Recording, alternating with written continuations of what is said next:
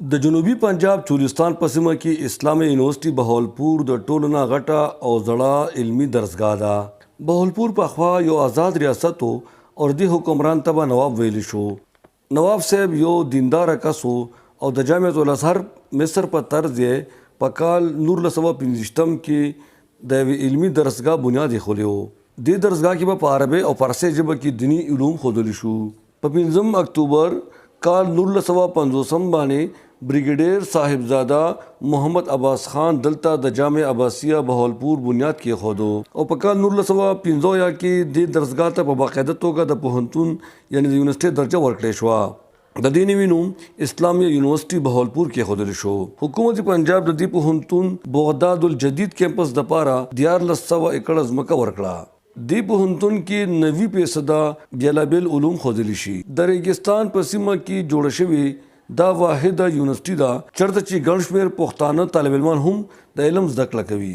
سر جی دلته زه ذکر راغلم چې اګریکلچر یونیورسيټي لکه ډېرې موږ بیا سکالرشپ باندې اپلای هم کړي او بیا د سکالرشپ باندې چې کله ما اپلای وکړه زه پېښور یونیورسيټي کې هم سلیکټ شوم خو پېښور یونیورسيټي کې زه په سیلف باندې وم بیا دا ځینې په ما سره میسج وشو چې تلته الیجیبل مطلب ته هلته اپلای وشوله او تلته راتلی شي بیا زه دا ځای راغلم دا مې اپلای وکړه دا ځای ماحول دا ځای چې کوم سټډي دا ځای چې کوم لایبرري ده چې کوم ایکسپریمنټس دي دا ډېر زبردست روان دي. سر جی بهتري او اهمیت دا چې دلته چې کوم ټیچر سټاف دی ډېر ایکسپیرینس دی سر او بل کلاسز ریګولرز دي دلته سر جی او بل پریکټیکل چې کوم کارونه دلته موږ باندې پریکټیکل کارونه ډېر کېږي سر جی. د دې پوهنتون وایس چانسلر انجینیر پروفیسر ډاکټر اطهر محبوب د دې پوهنتون د بیلابیلو کیمپس په حقله معلومات ورکړل. جی اسلامی یونیورسٹی آف بہاولپور میں ٹوٹل 5 کیمپسز ہیں.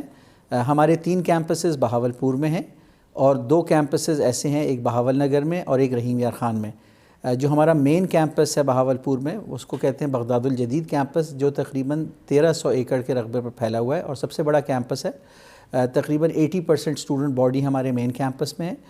اس کے بعد بہاول نگر میں تقریباً 5,500 اسٹوڈنٹس زیر تعلیم ہیں اور رحیم یار خان میں تقریباً 4,000 اسٹوڈنٹ زیر تعلیم ہیں. دې پوهنتون کې د 6,000 طالب علمانو د استوګنې دپاره هاسټل موجود دی. اسلامیه یونیورسيټي بهاولپور کې د جنګلي حیات د خصمانۍ دپاره هم بهترین ځای جوړ شوی دی. دا واحد پوهنتون دی چېرته چې د دې ګرانۍ په وخت کې هم په ډېر کم فیس باندې تعلیم ورکولی شي.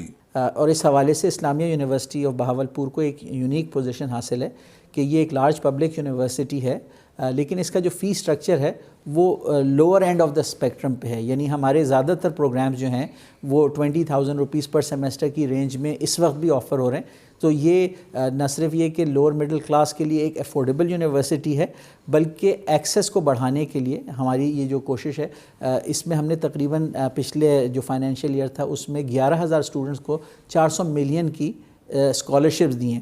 دې پوهنتون کې د 1000 نه زیات فیکلټي غړي دي او 1200 وزټینګ فیکلټي ممبرز هم مختلفو کیمپس کې ښودنه کوي. راتلونکي وخت کې به 1500 نور د فیکلټي غړي ساتلی شي. د وایس چانسلر ډاکټر اطهر محبوب کوشش دی چې دا پوهنتون د ټاپ 100 یونیورسيټو په سب کې شامل کړي. دې پوهنتون کې 40,000 طالب علمان د علم زده کړه کوي. دې پوهنتون کې په اوپن میرټ داخله اخیستو دپاره د پنجاب د ډومیسایل ضرورت هم نشته. هر څوک دلته داخله هستی شي. زموږ د نماینده په درخواست باندې وایس چانسلر د چترال غوندې پسمانده ضلع طالب علمانو دپاره په خصوصي توګه د مفت تعلیم ورکول اعلان هم وکړو. کوم ته چې به د چترال حلقه د قدر په نظر ګوري. د چولستان په دې ریګستاني سیمه کې دې پوهنتون ډېر غټ او ناموړي کسان پیدا کړي دي کوم چې د هیواد سرمایه ګڼل شي. گل احمد فاروقی، اپنا دیر نیوز، بہاولپور.